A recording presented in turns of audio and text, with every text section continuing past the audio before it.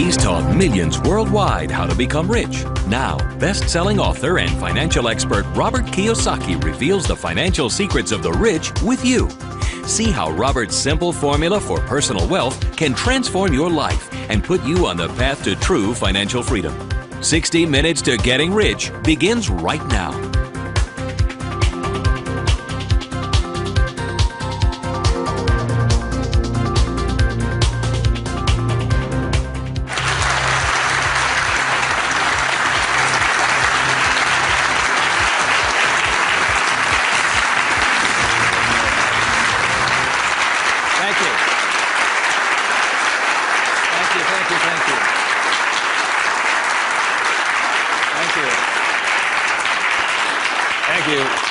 Very kind. Thank you very much.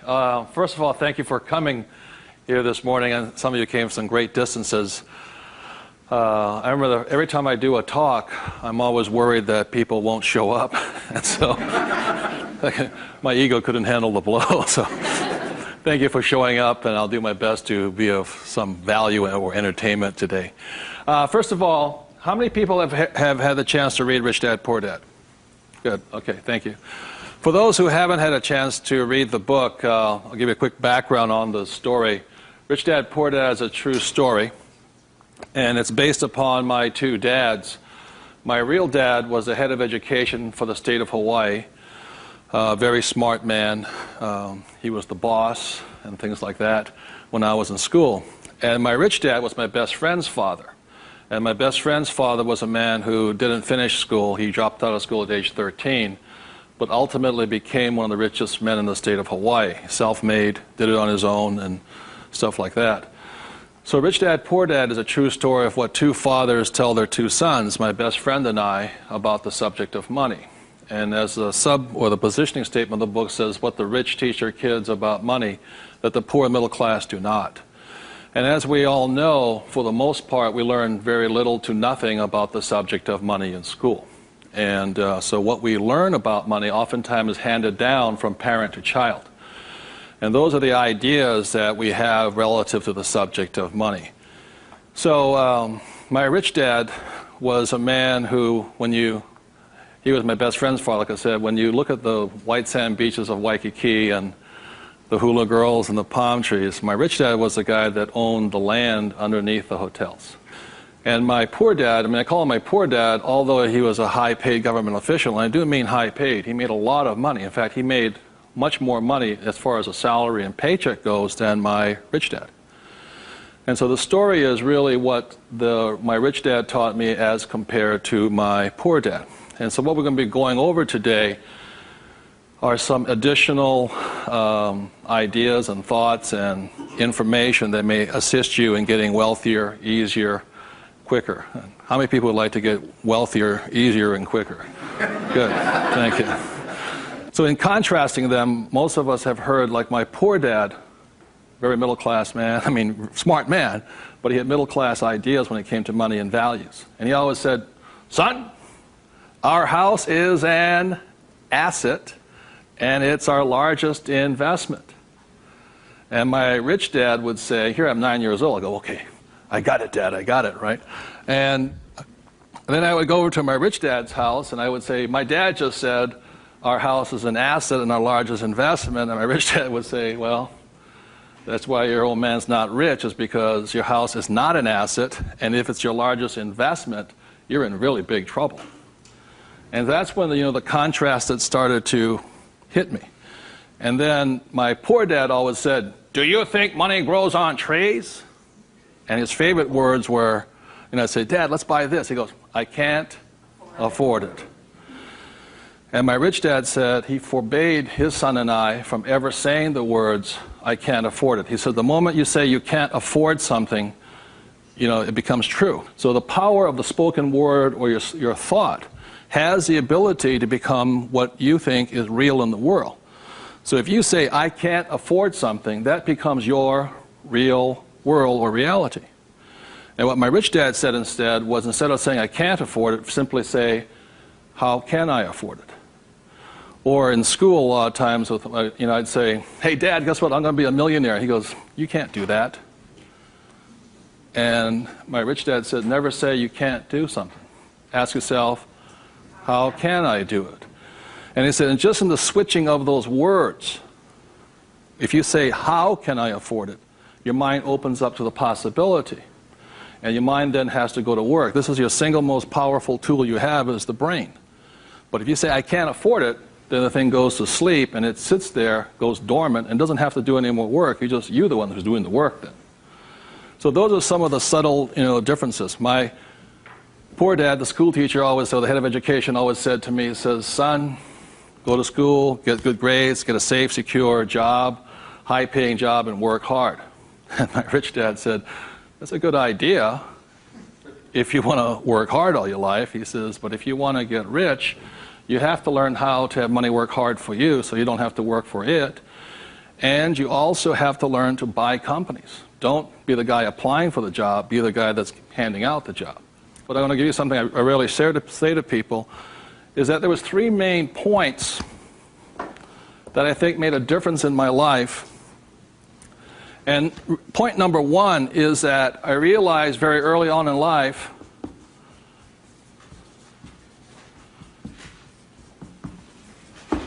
money is a what? Idea. It's whatever you think it is.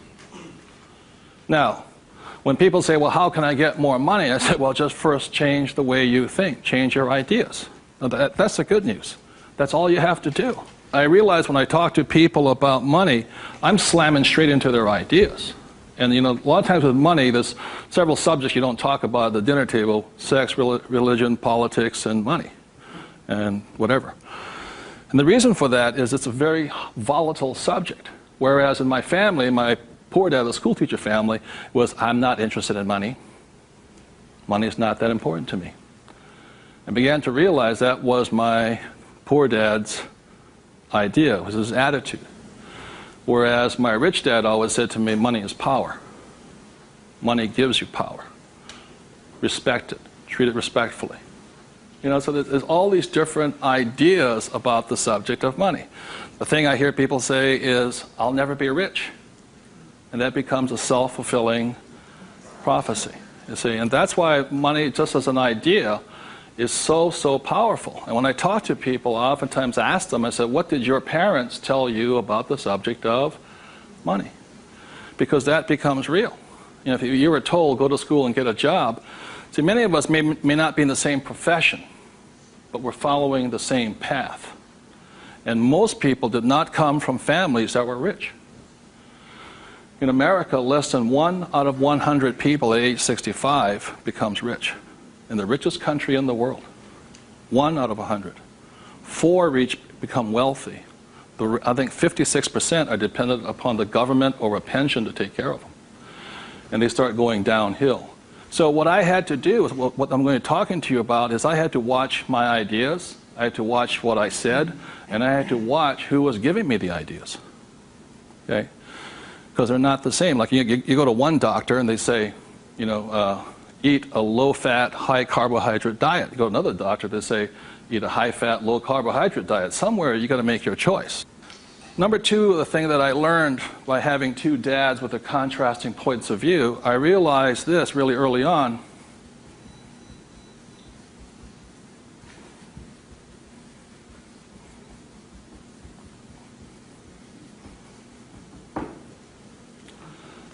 I realized that money doesn't make you what? Rich. Because my poor dad made more money than my rich dad. So I think one of the biggest mistakes we've been going into is a lot of times people actually think if I win the lottery, then I'll be rich. Or if I go to Vegas or gamble or my luck changes, then I'll be rich. It has nothing to do with it. Money is a very powerful tool, as my rich dad used to say. If you use it well, it'll make you richer. If you abuse it, it'll make you poor.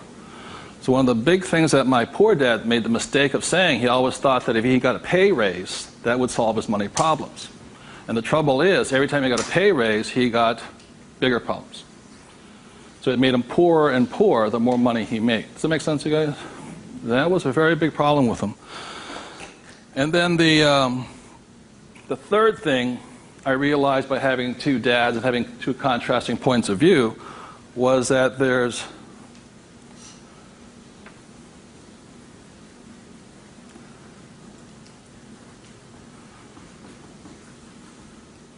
two kinds of money problems. One problem is not enough money. The other problem is too much money. And they're both problems. And the thing that I say to people is this, that, like I think most people think they're real special. I'm the only one with money problems. Well, the reality is everybody has money problems. Everybody. Every single person. Every company has money problems. Every country has money problems. Every government has money problems. Everybody has a money problem. What makes you rich or poor or middle class is how you challenge or handle the problem. And what most people do, since, so most of us came from families where the problem was too much or too little. Too little. And that becomes our idea. We think money is scarce, hard to get, work hard for it. Very popular idiom going around today suggesting that the way you get rich is cut up your credit cards. Oh, man. Live below your means. Those are poor people's mentalities. Save, go long term, buy mutual funds. And it's not a rich person's way of thinking. I love my credit cards. They make me happy.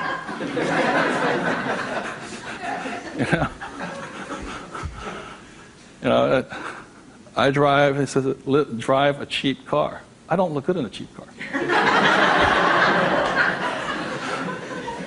I don't feel good. Now, the point I'm making here, again, there's poor, middle class, and rich.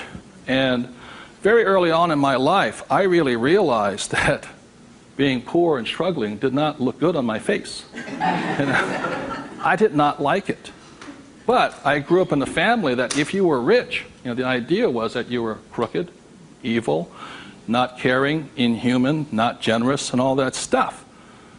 So if I said I wanted to be rich, then I went against my family's values. It was tough having that. Now, the other thing I saw was that by my rich dad managing his money well and becoming a business owner and an investor, that he got richer and richer and richer. Then he had a different kind of problem. His problem was too much money.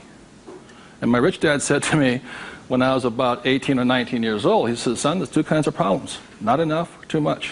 Which one do you want? And at that point,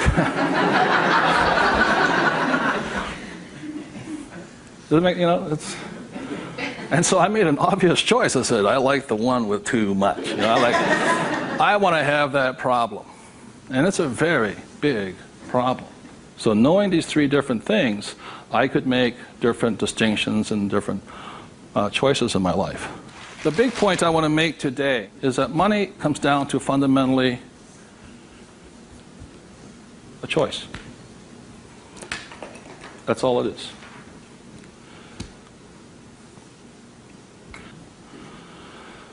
And so, as a young boy having two dads starting at age 9, I had to make a choice of which dad I was going to listen to. And it was a tough decision. Really, really, really hard because I loved both men.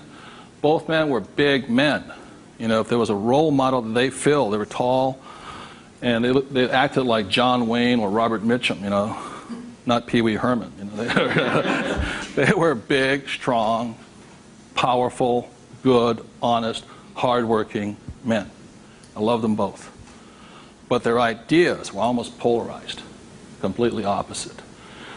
And that's why in Rich Dad, Poor Dad, in the book, I write that Robert Frost's poem, I think The Road Less Taken or The Road Less Traveled, I had to make a choice of which one I was going to listen to. Which one was I going to follow down the path? And I made that choice. And it was a hard decision because I had to go against my whole family's culture, beliefs, and they're all school teachers. When I came back from Vietnam, they said, cause I got my bachelor's degree. I got that Bachelor of Science. They said, now, son, you are going for your master's, aren't you? I said, I kind of doubt it. He said, but you won't get a good job. You get a better pay raise if you have a higher degree. I said, I'm not going to get a job. And it's hard. You sit at the dinner table, there's no conversation, Well, you going to get your doctorates? I said, well, if I'm not going to get my master's, I don't think I'm going to get my doctorates. Yeah, but you get a better pay raise. They came from the government model that it was not what you did, it was how high, what your degree was that you got paid by. And that's their reality. It's not my reality. So I had to make a choice. And the thing I say to people is that in many ways I'm more like my poor dad. You know, when I retired in 1994, sold my company and all this, I was set for life.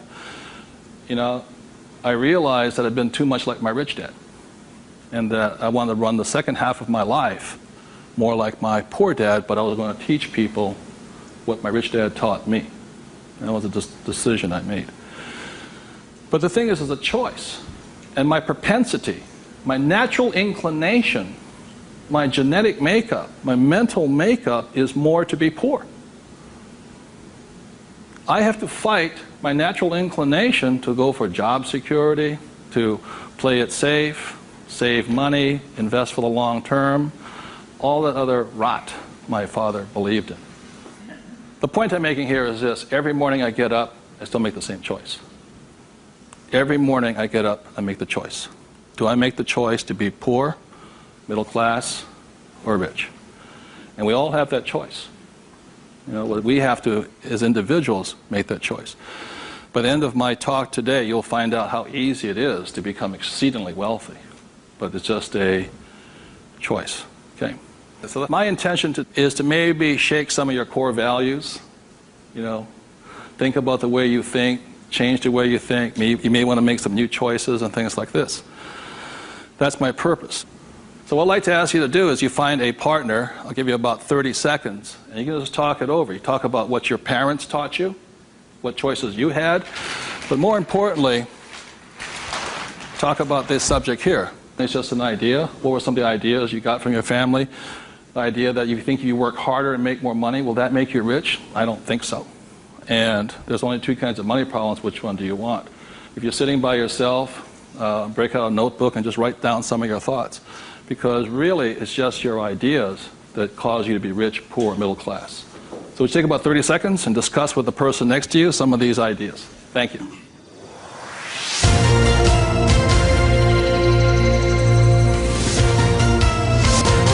The main point of the book, Rich Dad, Poor Dad, for those who have not read it, so this is book number 1. The main message and the point is the importance of financial literacy. Can you read a financial statement? So, again, comparing my rich dad and my poor dad, the school teacher, was very word literate. I mean, he read a novel a week. He read constantly. And he used to say to me, you know, readers are leaders and leaders are readers. I said, good. And I go see my rich dad, who didn't read that much. He says, but the difference between your father and I is I can read numbers. So so Rich Dad, Poor Dad is very simply about the numbers. And this is an income, expense, assets, and liability. And that's the basis of financial literacy, a financial statement. Now, the problem, and so what it is about the difference between assets and liabilities, things like this, so this is really what the book was about. You know, the thing about an asset, my father would say our house is an asset, and my rich dad would say it's not, because very simply assets, according to my rich dad, asset will put money in your pocket whether you work or not. And a liability will take money from your pocket whether you work or not. That was very simply it. The important things about a financial statement is that it allows you to see the truth instead of being stymied by other people. My bankers never asked me for my report card yet, you know.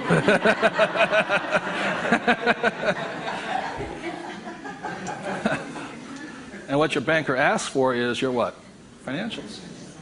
Because what a banker wants to see is your financial intelligence, not your academic intelligence. And both are important. Academic intelligence is important, you know, forever. But so is financial intelligence. So what my rich dad said, your financial statement is your report card once you leave school. And the problem is 99% of the people leave school and they don't have a clue what a financial statement is, much less what a checkbook is. You know, they know credit card, but they don't know much beyond that. And so they're easily swayed with the idea your house is an asset. And that's what gets them in trouble. They can't tell the difference between an asset and a hole in the ground. So that's the big problem there. Okay? And then book number 2, which is this one here, was the cash flow quadrant. Quadrant means 4. And the quadrant was the 4 people that make up the world of business. E stands for employee, S stands for self-employed, B stands for business owner, and I stands for investor. So my poor dad always said to me, you know, son, go to school and get a job. So he was programming me to come here. But I kept saying, but I want to be rich. And my mother says, yeah, don't listen to your dad, you know what I mean? My mother was a nurse. And she says, if you really want to be rich, you should become a doctor. They make a lot of money. So my mother was saying become, you know, specialist, self-employed, or small business owner, independent. You know, you hear people say, if you want to be successful, get a profession. You're like, something you can fall back on. You know, become a plumber, electrician, attorney, accountant, something you can fall back on. Because these guys are the smart guys. You know, these are the people that become doctors, lawyers, accountants, and they're really the brains of the class. My rich dad said to me, you know, Robert, you make a lousy employee. You can't follow orders. You don't like sitting still. And you're not very smart. I said, right. He says, you'd be very good over here. He says, because these guys aren't that smart. And that's the truth. That's why some of the richest people on earth are over here, because they're not smart. But they know how to surround themselves with smart people. And that's one of the biggest differences. And the other part is the investor. And the investor uses a different mentality, different emotions. The investor wants their money to work for them. And their words are, what's my return on investment? How soon I get my money back? See, most people have the money in a 401k. That's not an investment plan, it's a savings plan. An investor would not do that because it ties that money up too long. I want my money in and I want my money out. I want to know when it comes back to me. It's called velocity. How soon do I put it in? How soon does it come back? Savers put it in and they leave it there forever. It's a different value system. My rich dad said, you always tell an employee by their words. They use the same words all the time. So an employee will always say, I'm looking for a safe, secure job with benefits. Always.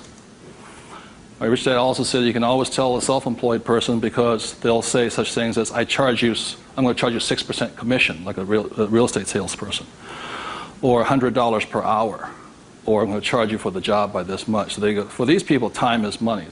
And the business owner, what they say, I'm looking for the smart people, best people, I'm looking for the best system.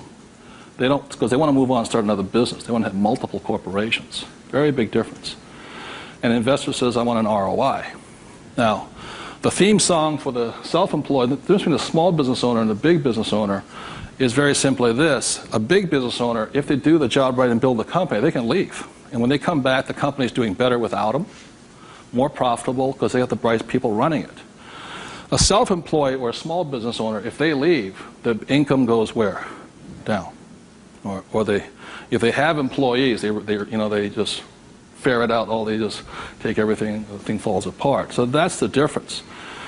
And also the difference between an S and a B is the size of their ideas. Like a lot of times I meet people come up to me and say, I want to start a hamburger stand.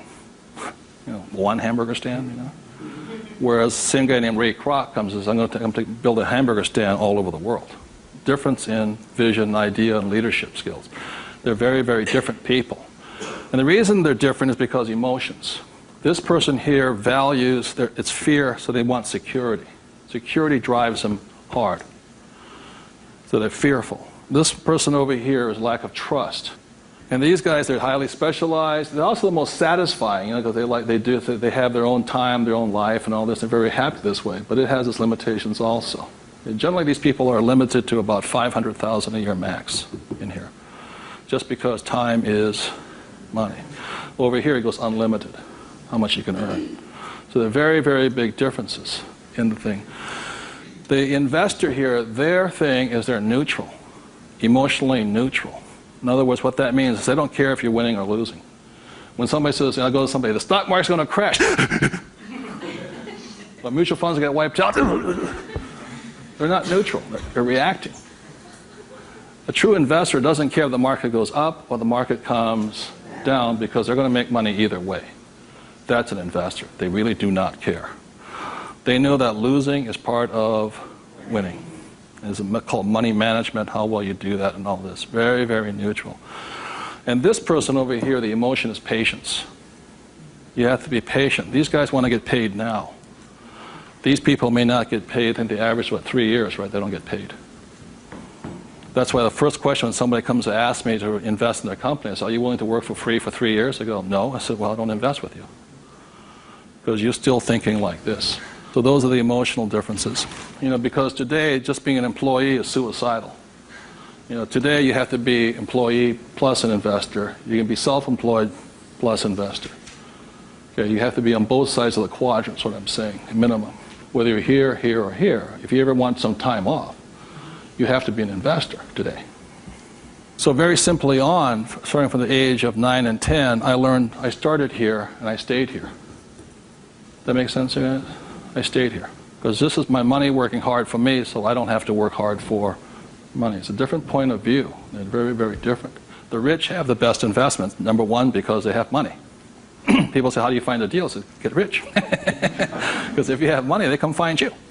It's really simple. The thing about this one here, the richest or the fastest game in the world played today, the way to get rich forever has been this one.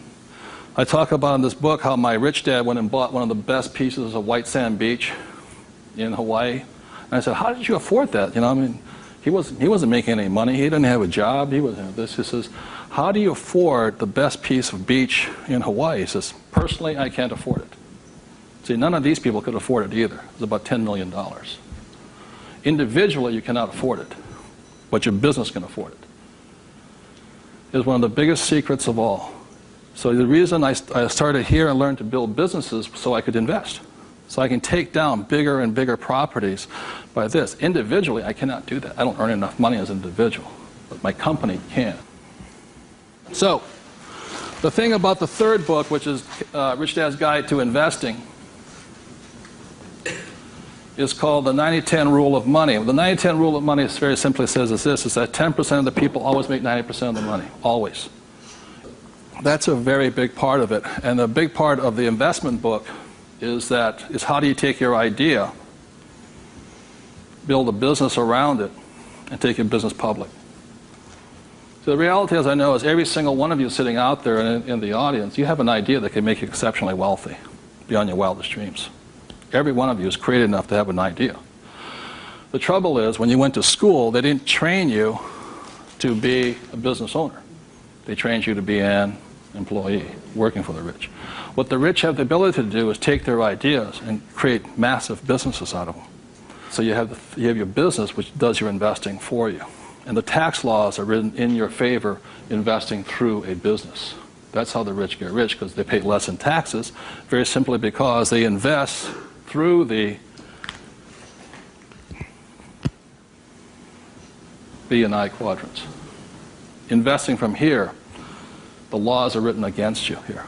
In America, 1943 was the Current Tax Payment Act, which made anybody who was an employee could not pay themselves first. Government gets paid first. If you get a pay raise, government gets a pay raise. Forever. Forever. You make $1 million, you still pay more in taxes, incrementally. 1986, they passed the Tax Reform Act of '86. All doctors, accountants, attorneys, and the laws were changed against them. But they never changed the laws for the rich, because this is how the rich have gotten rich, by owning corporations and businesses. And that's been in effect since 1215, which is the signing of the Magna Carta.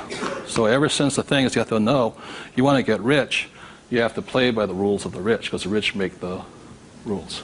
And for the last thing I'll say about taxes is this. If you're an employee, the tax laws is that your financial looks like this. If you're a business owner, your financial looks like this. And the big difference here is this, is as an employee, your first line item expense is tax. If you're a business owner, it's the last.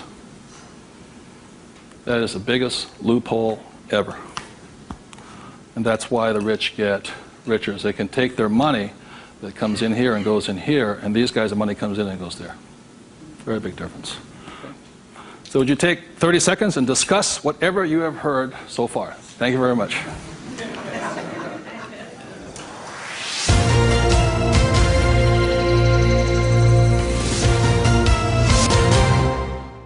One of of ways I understand that money does not make you rich. When I was in my 20s, late 20s and early 30s, I became a millionaire. And it went straight to my head. And, you know, when you have money, you think your IQ goes up. In reality, your IQ goes down, you know. And it was fast cars and even faster women. And I was a millionaire. I was a bon vivant around Waikiki. Now, I don't regret a thing. It was a lot of fun. But the more money I made, the more stupid I became. Anybody ever had that problem? So that's how I learned. I made a lot of money, and it made me instantaneously poor because I still had poor habits here. You see this right here? This is financial literacy or financial intelligence. If you cannot read a financial statement, you cannot tell what's happening. You cannot read.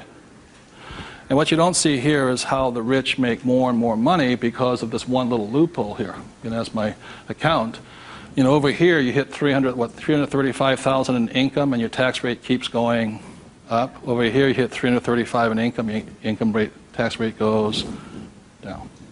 The laws are written for the rich by the rich. Period. So very quickly I'll go into a financial statement, and this is the basis of wealth here.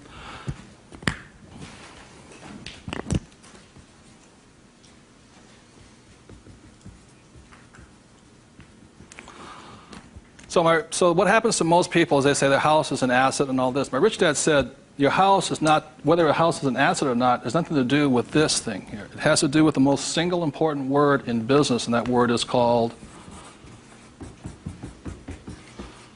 what's the word?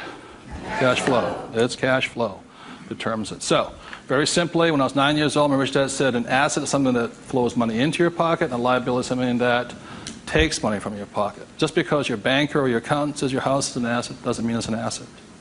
So when I read a financial, I see something listed here, and then I see whether it lodges up here. Now, if it doesn't lodge up here, then it must be going this way. It's going out the expense with no income. Does that make sense, you guys here? That's a very simple way of looking at it. Now, taking it one step further,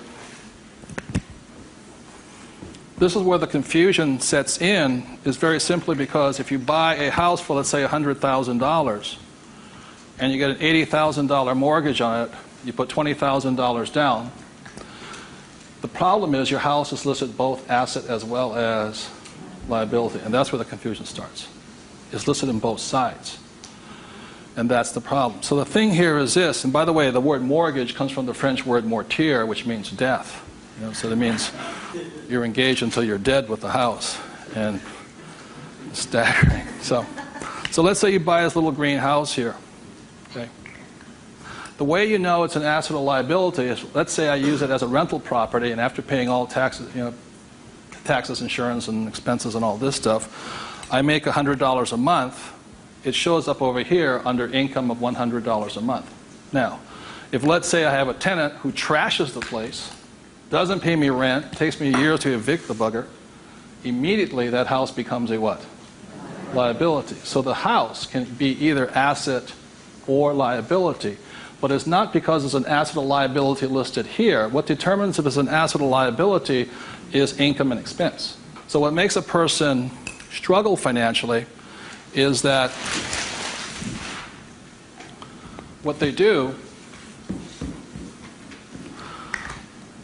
is they go out and buy a house, and they call it an asset. So you have a house mortgage over here. You buy a car, you call it an asset. You buy yourself a Gucci suit, that's called an asset. You get a gold watch, it's an asset, and all this. But they're really what? Liabilities. And so what happens is, I can tell if a person's rich or poor or middle class very simply by reading the financial. I can look at the financial and see this. If money's coming in and money's going out, this is the cash flow pattern of a poor person. It's not how much money you make. It's how you spend your money. I know a doctor here in Arizona, he makes over $500,000 a year. But he spends $525,000 a year. It comes in and it goes what? Out. He thinks like a poor person. Okay. The average middle class person, because they have a job, and you know, the bankers like people with jobs and all this, they get all this stuff. This is their cash flow pattern. They have huge long-term liabilities. They're illiquid. Okay? And this is the cash flow pattern of the great middle class who think they're rich. My rich dad said, it's just because you live in a big house, have a nice car, and wear nice clothes, doesn't mean you're rich. You could be broke, more poor than the poor person. So the difference was, for me, was that I spent my life learning how to acquire assets. So I don't need a job. The object was never to work for money. It was to learn to acquire assets that put money in my pocket, either stocks, bonds, real estate, businesses. So this is the cash flow pattern of the rich. The way to find out how rich you are is this: is let's say you're married, husband and wife. If the two of you stop working, what happens? See, if my wife and I stop, income still keeps coming, because it's not dependent upon us working. The average person, all their assets, they realize if they stop working, are really liabilities. As my rich dad said, assets feed you if you stop working, liabilities eat you. And the reason they can't stop working is because the liabilities eat them. So the definition of wealth is how long can you survive without working? And it's measured in days or years in time. So when I retired in '94, my wealth was infinite. In other words, I always had more than enough money coming in that was greater than my expenses. Now, that's a way of thinking. Would you please take 30 seconds to discuss that thing on cash flow? It's cash flow that determines if you're rich or poor, okay? Thank you.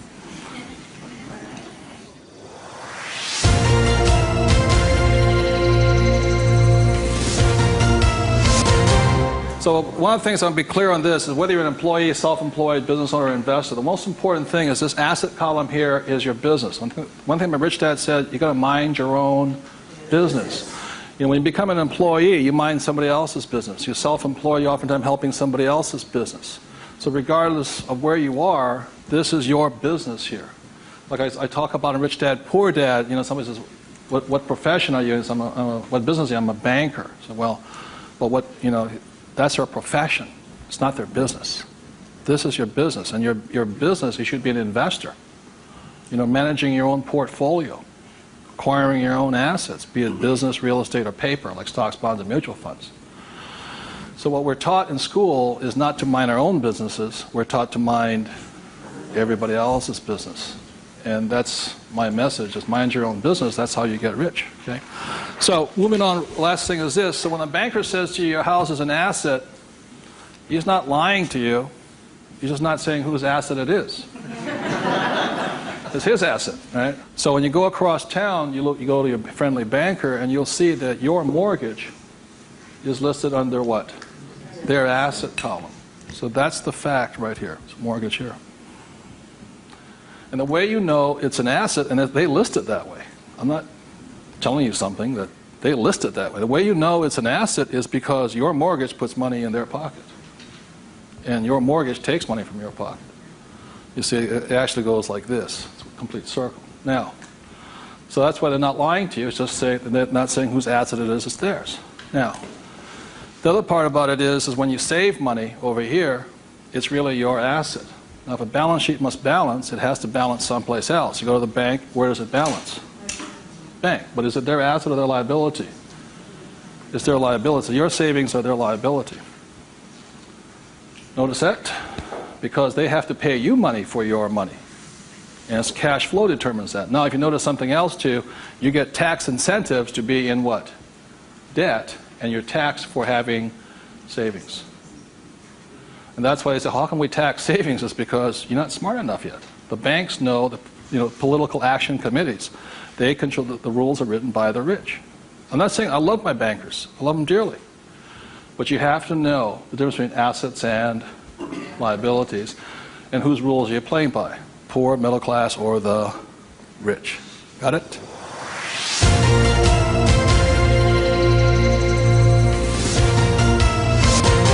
I'm going to talk about a subject that's getting nearer and dearer to many of my peers' hearts lately. And the subject is retirement, or the lack of the ability to retire. So I said the way I retired early has to do with the issue of this.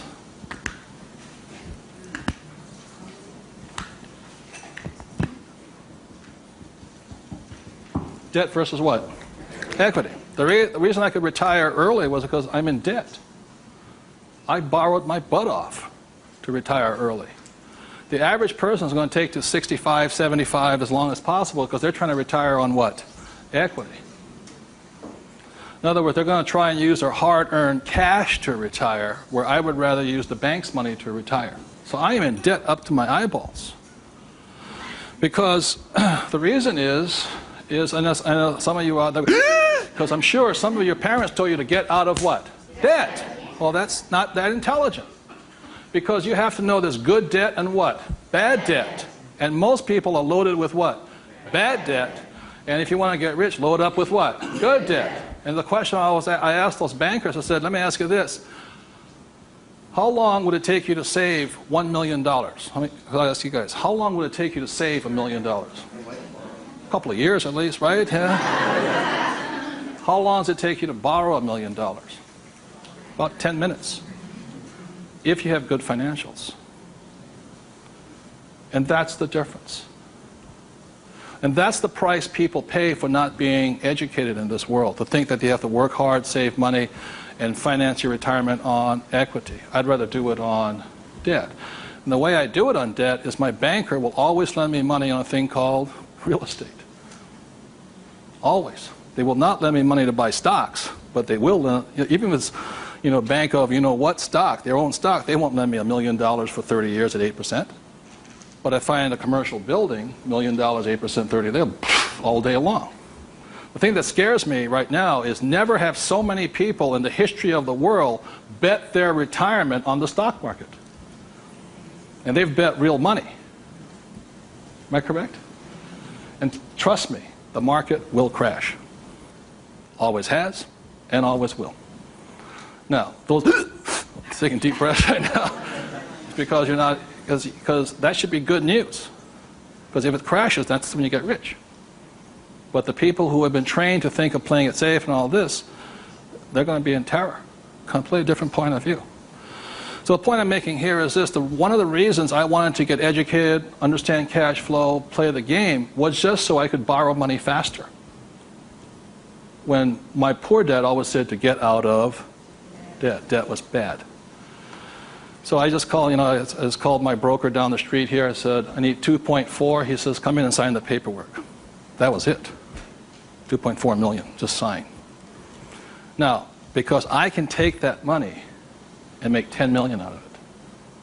The average person will go on vacation with it. Or buy a big house, or buy a boat. It's called fiduciary responsibility. If you can prove you know how to manage your money and you have the good financials, plus you have a couple of million in cash, they'll lend you all the money you want. Because they know my problem is too much money. And the reason I buy real estate is because I get more tax breaks. The real estate is a game of the rich, not paper. It's a really interesting world. So what I'm going to go into is how you can get to the point where you don't, I'm not recommending just go out and borrow today, especially if you have no education. I spent 40 years getting here, to the point where I can call my broker up. Before, 10 years ago, I'd call them up and they'd laugh. How much do you want? But I took that as a feedback that I had to improve my financials. Does that make sense to you guys here? To the point where they would say yes. So the difference between my poor dad and my rich dad was this. My poor dad always said, get a high-paying what? Job. Big mistake. Because the trouble with a high-paying job is you get taxed. So my rich dad said, so was my poor dad, high-income job. That was the key to success. That's a very middle-class, pedestrian point of view. The rich know this. It's not how much money you make. It's how much money you keep. You've got to keep it. It is not how much you make. It's how much you keep. It's called the income to expense ratio. In other words, how much drops to your bottom line. Does that make sense to you guys here? Yes. How much drops? So the minimum is 30%. So you're making $1,000, the minimum that can drop is 30%. If you're not going 30% to the bottom line, in other words, this way, and you don't have to do it, I'm just giving you the ratios that work. If you have $1,000 coming in this way, then 300 needs to hit here somehow. That's the ratio. The average person, you know how much is hitting here? Nothing. That's why they're poor. They're making more and more money, a high-paying job, you know. I went to the university to get a high-paying job, and I'm now a GS-19, and I'm getting more money, but less is dropping here. Does that make sense to you guys here? Because they're buying more what? Liability. It's called the income-to-expense ratio. How much is dropping? That's what counts. I listened to Sir John Templeton. He said when he first got married, for every 1,000 that came in, 500 hit here. That's what makes the rich rich. It's not how much they make, it's how much they keep. It's a matter of focus. And my poor dad always said, I'm making more money. And my rich dad says, I'm keeping more money. Big difference. Huge difference in long-term wealth. It's how much is hitting this here. So, the thing I have is an exercise that'll prove that anybody can be rich. And when I was a little kid, my rich dad gave me one of these. He gave me 3 of these little things. They're called what? Piggy banks. So if you want to get rich, go out and buy 3 of them. Okay? 3 piggy banks. That's all it takes to train yourself to think to be rich. Now, for every piggy bank, so you have 1 piggy bank, 2 piggy banks, 3 piggy banks. 1 is for saving, 1's for investing, and 1 is for tithing or charity. Very important to give. The decision you make today, I'm talking about choices. You can say, well, that's too simple, you know. But the choice you make is for the rest of my life, or for the next 90 days, whatever you can handle, how much am I going to put in each bank every day? Not once a week. Every single day. Because what you're training is your brain to think like and act like and be like a rich person. You're dropping it to the bottom line. So, let's say the most you can handle today, given your horrific financial brilliance, is $1. Good. Now, I don't care the dollar amount, but I do care that you do it. It's just like going to the gym and saying, you know, today I look like a sumo wrestler, but tonight I'll look like Arnold Schwarzenegger. It's not possible, you know what I mean? It's not going to happen. So how many people right now could say for the rest of your life, with 3 piggy banks, you'll put $1 a day away per bank? Good, right? I mean, it's not, and everybody can do it. But the problem is, most people won't. And that's the difference. But once it hits your piggy bank, it's yours for the rest of your life. You pass it on for generations. That's what the rich do. The middle class finds some cheap and tacky excuse to break the bank. Am I correct? You know, I got to spend this money. That was my poor dad. Well, if I make more money, I'll get a pay raise next year. The government, you know, be a GS-19. But they kept breaking the bank. Now, it has nothing to do with the dollar amount. It has to do with the habit, the way of thinking, that this is more important to me than eating. It's more important than my kids' clothes. More important than everything else is this. This is first. So start with $1. Everybody can do that. All it is 0 to go to 10. Now, at this point, people say, well, that's not that tough. Try $10 a day. Then you see some heartbeats. At that point, you're now at the boundary of what's possible for you. It's only a 0 added on to it. And you want to spend it. Now, if this becomes easy at $10, then just up it to, and you'll find your heart rate going up.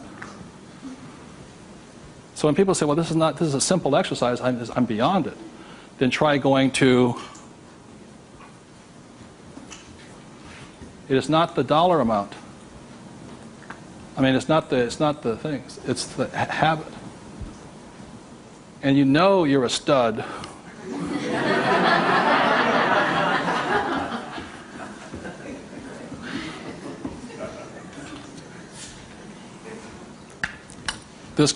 This never spent. This is what your mad money is. You buy your properties and stocks and bonds, mutual funds with. You can afford to lose this if necessary, but you never lose this one. And you tithe your church or charity of your choice. Now, I give to the charity that I would like to support, but I don't have the time to support. So you put your money where your body would be. Does that make sense to you guys here? My rich dad gave it to his church. My poor dad gave nothing. He says, when I have the money, then I'll give it. That's why he was poor. The next point here is that my rich dad always believed in job security. My poor dad, job security. And my rich dad believed in financial security. So the way you get financial security is, again, via these three things. This is the basis of it. Savings, investing, tithing. So the way you get financial security is start with this, and then I start investing with this. Does that make sense? My investing account, this is when I have my fun. I play with that money. So the deal here is this, whether you're buying a business, real estate, or paper, the ratio is this. You can ask my wife the question. For every, somebody says, well, you know, I don't have any money. How do I get some money? I said, start with that, the 3 piggy banks. Or how do you find a nothing down deal? The reason they want nothing down deal is because they got nothing to put down, right? And that's the most risky thing you should do. You can only take a nothing down deal when you have a lot of money to put down, because it's too risky. I can take a nothing down deal because I got the money to cover it in case it goes bad on me. But the point here is this, how I got my experience, how I can find a deal is this. You can ask my wife this. For every one property I buy, how many properties or businesses or stocks do I analyze? 100. That's the ratio. Before I buy one piece of property, I will analyze a minimum of 100 properties. If I don't buy one property in that 100, I start all over again. It's 100 to 1 is the ratio. That's how I find a deal. Not only that, is when I had no money, what was I doing? Still analyzing a deal. It's 100 to 1 before you can find one deal. And people come, oh, you know, I went with a ride with a realtor and we found one property and we bought it. I said, how many did you look at? Just that one. That's an idiot, not an investor. They have no clue. The way you want to find out the market trends, the ups and downs, the ins and outs, is you got to analyze 100 deals. Out of that 100 deals, you put in offers on 10. Because 90 are bad. But in the practice of analyzing the deal, you get smarter. I learn more. I learn something from each deal I look at. Of the 10 I invest in, or I put offers in, I might get 3 accepted. Now, this comes from my friend Dolph DeRoos, who's a real estate genius. He says, if this number is like 6, what does that mean? You're offering too much money. That means you're not being tight enough. You've got to screw it down a little bit more. It gets down to nobody accepting, you're too tight. So you want to keep it in this ratio. Of that, you'll buy one property. When people say, how did I get my education? I got my education evaluating deals. I estimate to this day right now, I've looked at over 50,000 deals. That's how I got smart. Instead of going to work, I look at deals. If I'm buying a business, the ratio is the same. 100, 10, 3, 1. If I'm buying a stock in a company, I've got 100 companies, same ratio. Everybody can do that. Does it cost them any money? No, not at all. It's free. When I go on vacation with my wife, Kim, she knows where I'm going to wind up. It's a real estate office or a brokerage office, because it's a habit. So this is what gave me financial security, and what my poor dad focused on was what? Job security. He had no assets when he lost his job. Okay? 30 seconds, please discuss that ratio. 50,000 properties I've looked at now.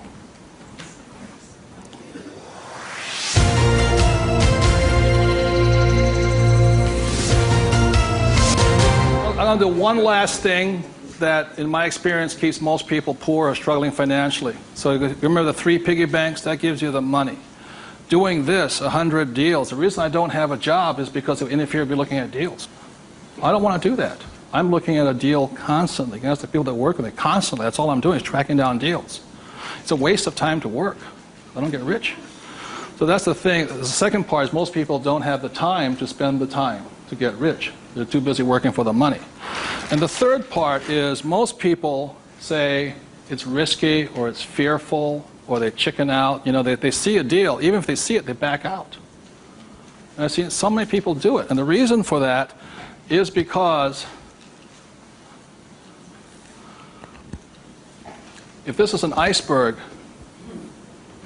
okay, most people, they say, I'm going to get the 3 piggy banks, I'm going to look at 100 deals, but it comes time to put the money, we call go hard on the dollar. You got to go hard. If this is your conscious mind, let's say, this is your what? Subconscious.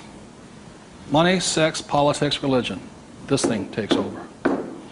I have seen people, hey, you know, I might lose money, you know, when the stock market crashes, and what if this is bad, and you know, I'm going to call my accountant, my attorney. This talks. I see them walk away from it. Well, I'll think about it. It doesn't cost you anything to buy a piece of property. Nothing. It costs nothing. It's called you put an option down on it. I sit there and say, well, you want $1 million? I said, here's a $20,000 check. Don't cash it for a week. I'll see you. I option it. Same as in the stock market. Option. I don't use the thing. It doesn't cost you any money to buy a piece of property. But people will talk themselves out of it. Instead of interacting, these guys are reacting. And well, you know, it's really tough here in Arizona, or you don't know what it's like to be in New York. I'm going, it doesn't make any difference, because the problem is between your ears. Because the fears come up, they start talking. You can't talk to these people at that moment. They're like, and the reason is because of the magic word. What is it? Fear. And what happens to the average person, fear stands for false evidence appearing real. And what I mean by false evidence is that if this starts talking, they'll start gathering the evidence to make sure that it's real. Well, you know that most businesses fail. Let me show you the facts, and let me show you the stats. See, they're looking for all that false evidence. They'll validate, they'll justify it. They'll call their mother, their sister-in-law, their brother-in-law. Yeah, we agree with them. Am I right? Yeah. They'll make it real. It's not real. Like, I got crucified that said, you know, that 9 out of 10 businesses fail. I said, that's correct. Most of them fail, but one makes it. I said, look, I failed twice. Twice I was part of the 9, but once I made it to the 10. The difference between you and me is you haven't failed at all yet. Yogi Berra once said the great thing about the National League is that if you strike out 7 out of 10 times, you're in the Hall of Fame. So the biggest mistake was by my poor dad, my rich dad. This did his thinking for him. He could give you all the reasons why you fail. When I failed, I felt terrible for about a year. It was horrifying. I lost millions of dollars. Self-esteem, I was homeless again, on the street and all this. But once I got that back, I was stronger. Then I failed the next time. Well, but 6 months, depression. Third time I hit it. Difference is my poor dad said, you failed. My rich dad says, you haven't failed enough. There is a difference. And my rich dad also said, failure is part of success. People who avoid failure also avoid success. So your biggest expense is not what you spend. Your biggest expense is the money you're not making because you're afraid. So the thing that my rich dad taught me very early on, called fear.